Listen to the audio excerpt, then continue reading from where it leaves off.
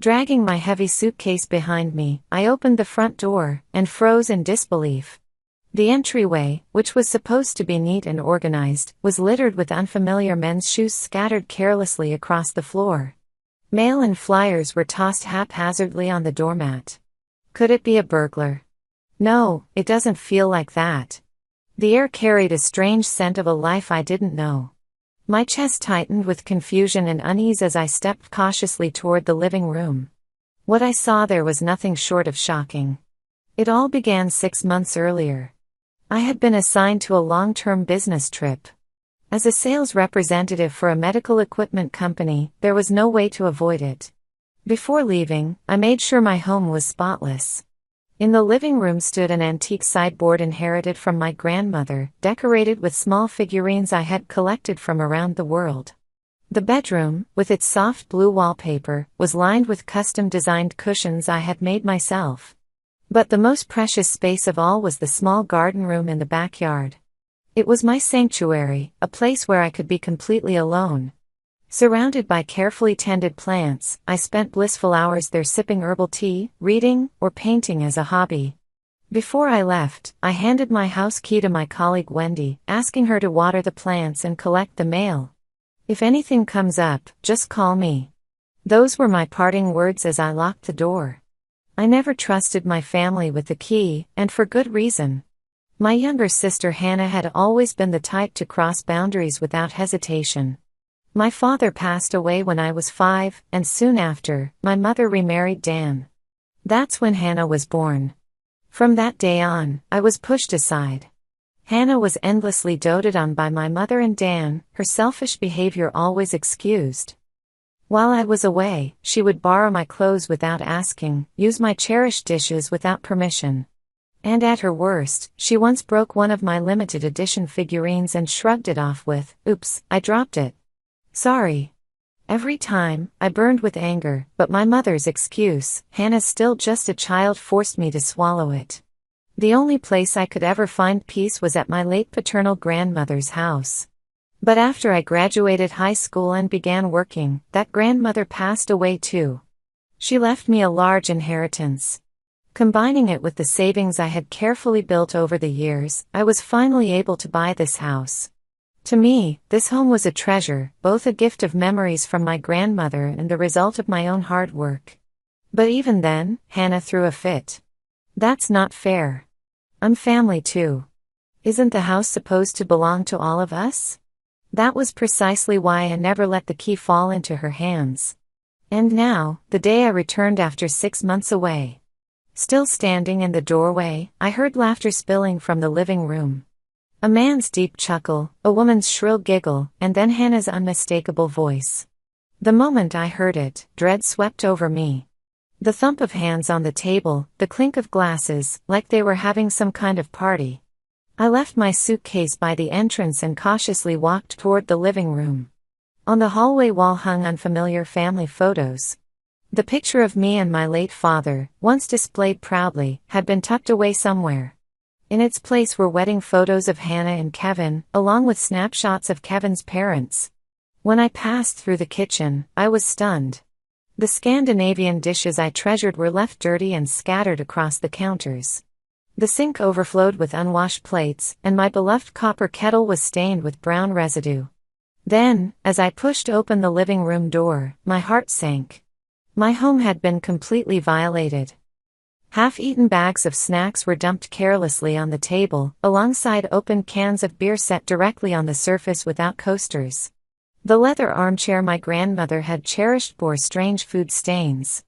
On the antique sideboard, once carefully decorated, sat random trinkets and dusty photo frames. In the garden room, every plant had withered away, replaced by stacks of cardboard boxes. And there, lounging on my sofa as if it were their own, sat Hannah, her husband Kevin, and Kevin's parents. They looked completely at ease, showing not the slightest trace of shame when they saw me. My sanctuary had been completely invaded. "Emma, you're back. Welcome home." Hannah rushed over with an exaggerated smile, throwing her arms around me. Around her wrist was wrapped my precious scarf. Kevin averted his eyes awkwardly, while his parents, George and Susan, sank deep into the sofa as if it were their own home. Hannah, how do you plan to explain this situation? My voice trembled as I demanded an answer. Hannah flinched for a moment at my anger, but quickly put on a defiant look. Come on, Emma, you remember them from the wedding, right? This is Kevin's dad and mom, George and Susan. Susan gave me a slow once-over, her gaze cold and measuring. Oh, so you're Hannah's sister, aren't you? We only exchanged greetings at the wedding, so I didn't recognize you. But Hannah told us you're rather high-strung. She said you've lived alone for so long that you're not very good with people. I'm not good with people? I was speechless. What on earth has Hannah been saying about me? Suddenly, memories of their outrageous behavior at Hannah and Kevin's wedding came rushing back. They had interrupted the reception with loud bragging about themselves, even tried to slice up the wedding cake and take it back home. At the time, I brushed it off, telling myself they were Kevin's relatives, but now I realized their true nature had been on display from the start. George stood up with a beer can in hand. Relax, no need to get worked up. We're family, so let's get along. Anyway, looks like we're running low on beer. Is there a store nearby? Their audacity left me stunned. Oh, that reminds me. Hannah clapped her hands as if she had just remembered something. Emma, this weekend we're hosting a party for Kevin's coworkers. About 20 people. Can you help us with the grocery shopping? Something inside me snapped. What are you talking about? I asked you to explain this situation. But Hannah only tilted her head with mock innocence. Oh, why are you so mad? Oh, looks like we're really out of drinks. Emma, would you mind going to buy some? Susan tossed the words at me like an order. I refuse.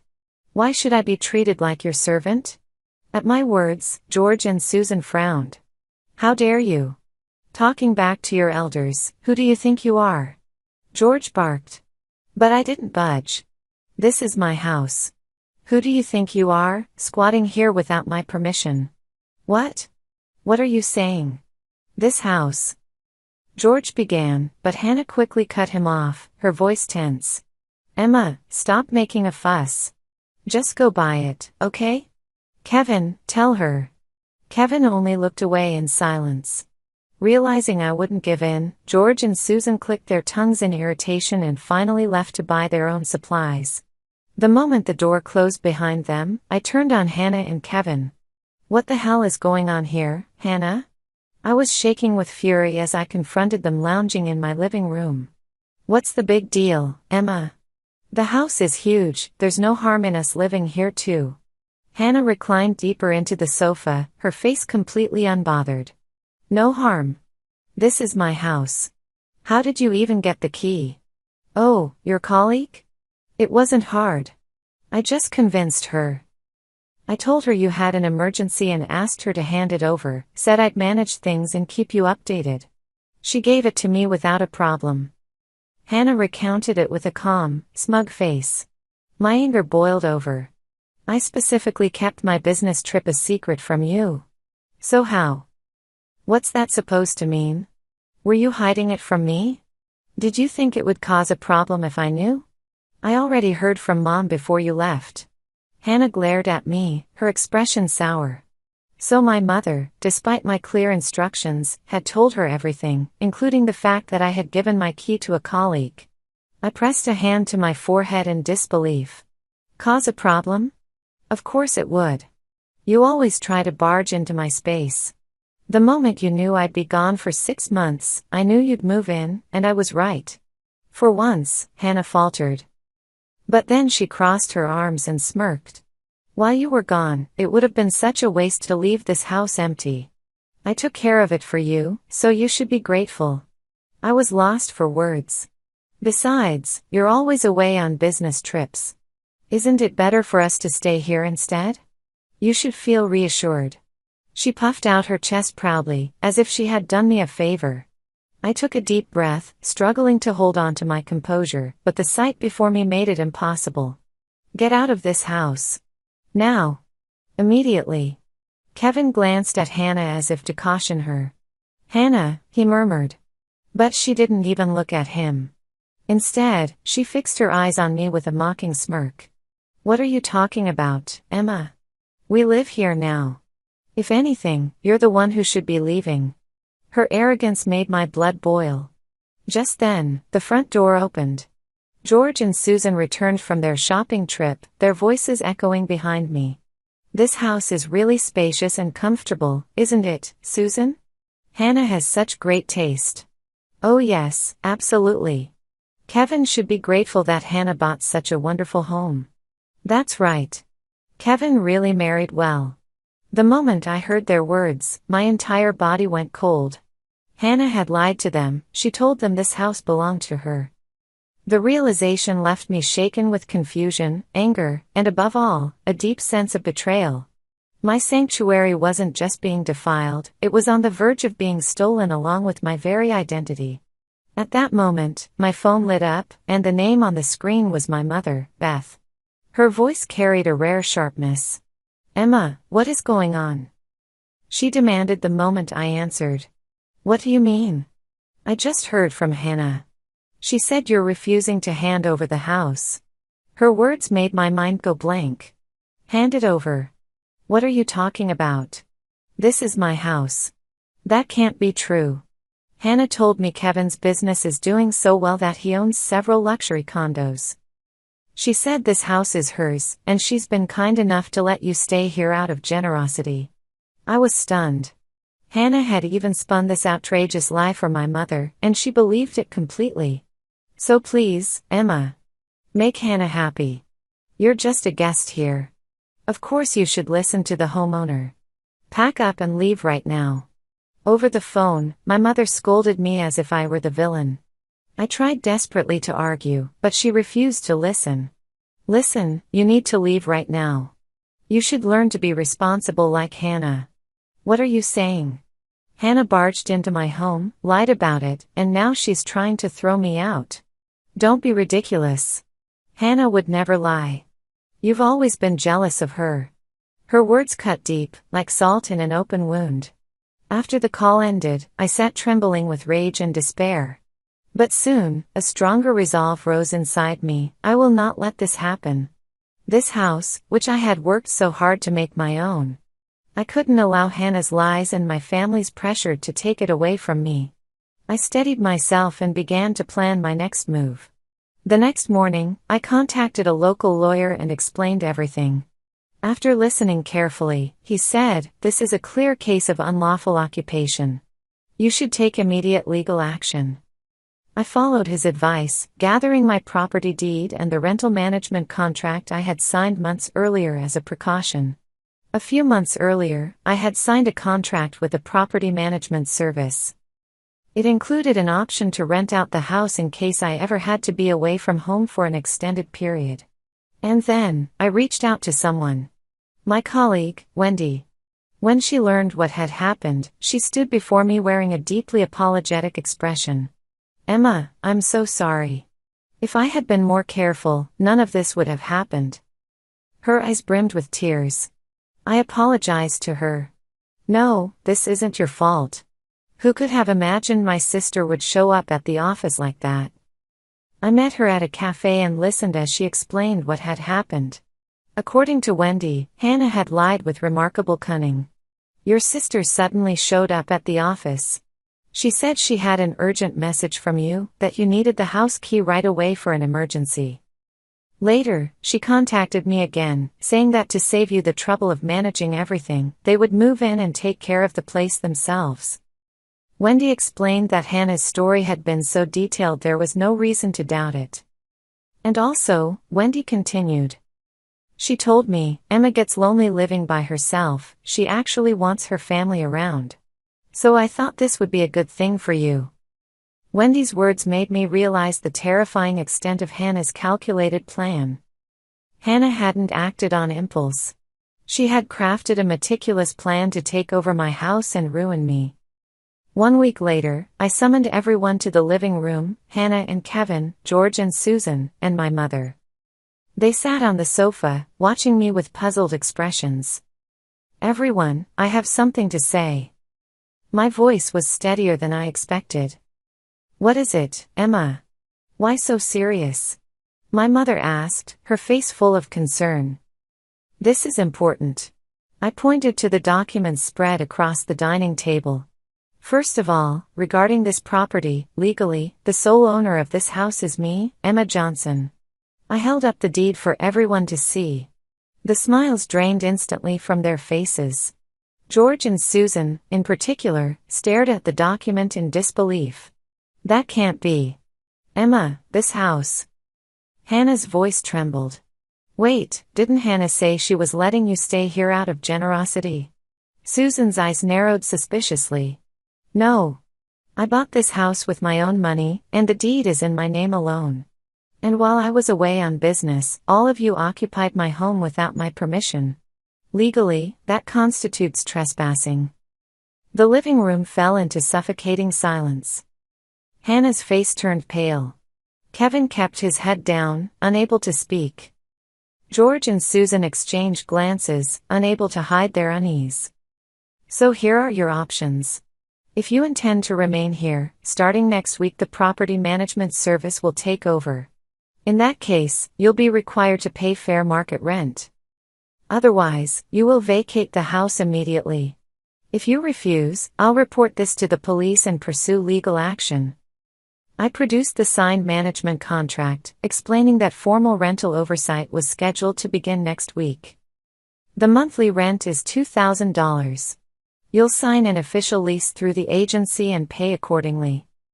Faced with my resolute stance and the legal evidence laid out before them, no one could utter a word of objection. Especially Hannah's face twisted with fear. My declaration, backed by legal proof, cast a heavy silence over the living room. Everyone was struck dumb, their eyes fixed on the documents before them. I watched their reactions with cold composure. George, Susan, Hannah, Kevin. I am the legal owner of this house. You are unlawfully occupying it. Either you sign a lease and pay rent, or you leave immediately. Which will it be? I pressed them once more to make a choice. What are you talking about? Hannah was the first to raise her voice. Her face drained of color, yet her eyes blazed with fury. You're single, you've got money, and you hogged Grandma's inheritance all to yourself. What's the harm in giving us a house or two? You're just being spiteful. Hannah. Stop it right now. Kevin tried to intervene, but it was too late. Rage contorted George and Susan's faces. What did you just say? Hannah, did you lie to us this whole time? Susan leapt to her feet, confronting her daughter-in-law. George's face turned scarlet as he roared. Kevin. Did you know about this? Were you in on her lies? Mom, Dad. I'm sorry. The truth is, everything Hannah told you was a lie. My business isn't thriving, it's collapsing. I'm drowning in debt. When Hannah suggested this scheme, I objected. But she forced it through. His confession shattered Hannah's web of lies and confronted his parents with devastating reality. Emma, I'm sorry. We can't possibly afford rent right now. Hannah shot him a venomous glare, her face chalk white, but Kevin looked too exhausted to meet her fury. Hannah. Everything you said was a lie. My mother's voice quivered as she stared at her younger daughter in disbelief. Hannah dropped her eyes to the floor and said nothing. Her carefully crafted image as an elite wife had crumbled into dust. I felt not a shred of sympathy. They had squatted in my house for months, even tried to drive me out. There was no reason to show mercy. Very well. Since you admit you cannot pay rent, that leaves only one option. Leave this house. Immediately. At my words, George and Susan erupted in anger, Kevin slumped in despair, and Hannah bit her lip hard in frustration.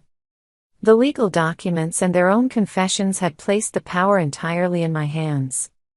There was no room left for argument.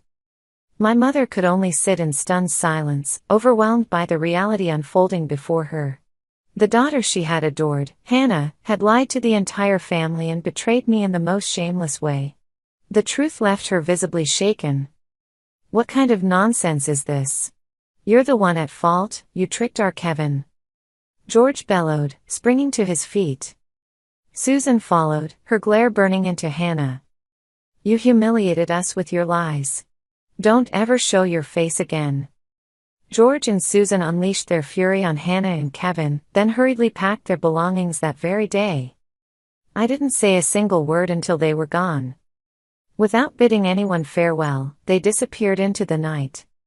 The next day, Hannah and Kevin also agreed to leave. You're really cruel, Emma. Do you honestly think you'll be happy after doing this? Even at the end, Hannah clung to her arrogance.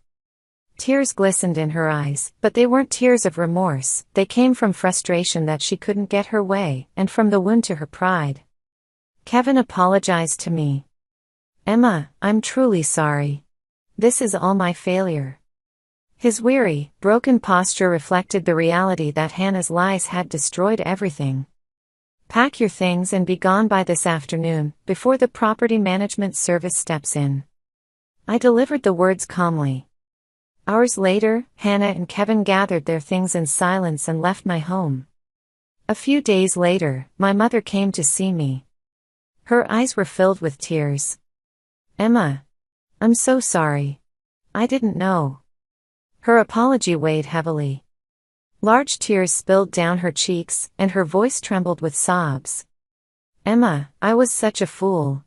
I believed everything Hannah told me and refused to listen to you. I had no idea I was causing you so much pain. She gripped my hands tightly, repeating her apologies again and again. Her hands shook, and her hot tears fell onto my skin. For the first time, I saw my mother truly blame herself. After years of doting on Hannah and pushing me aside, she finally recognized her mistake. Quietly, I squeezed her hand in return. Mom, as long as you understand now, that's enough. But I won't let myself be used under the name of family anymore. From now on, I'll defend my own rights. I spoke clearly, and she nodded deeply. Yes, you're right. You've done nothing wrong. As your mother, I should have protected you. From now on, I'll put you first. Please, forgive me. In her words, I felt the first signs of reconciliation. It would take time to fully forgive her. But perhaps this was the first step toward bridging the gap that had divided us for so long. Later, I heard that Hannah divorced Kevin and fell into hardship. Kevin's business collapsed entirely, leaving them homeless. Hannah's selfishness and reckless spending had fueled constant arguments once their finances were gone. And Kevin's love for her dried up completely. After the divorce, Hannah drifted from one friend's couch to another, unable to find steady work, surviving on day labor jobs. My mother and Dan were devastated by her situation, but they decided that helping her further would do more harm than good. They cut off all financial support, hoping she would be forced to rebuild her life on her own. George and Susan, too, lost their reputation when it became public that they had been deceived by their son and daughter-in-law, and that they had been squatting illegally in my house. And my home finally returned to peace. The garden room, once left in ruin, I restored with care until it became even more beautiful than before. This house is not just a building. It is my sanctuary, my inheritance, my home. And at last, happily, it belongs to me again. Now it stands as my true sanctuary. A space untouched by others, shaped by my values and aesthetics. Most importantly, it is where my rights and dignity are preserved. What I learned from this ordeal is that trusting someone and surrendering your rights are two very different things. Family ties, because of their emotional pull, can tempt us to give up what matters most. But fairness is not guaranteed in family. To protect one's own dignity, sometimes you must stand firm with courage. Through this experience, I became stronger, more independent, more self-reliant.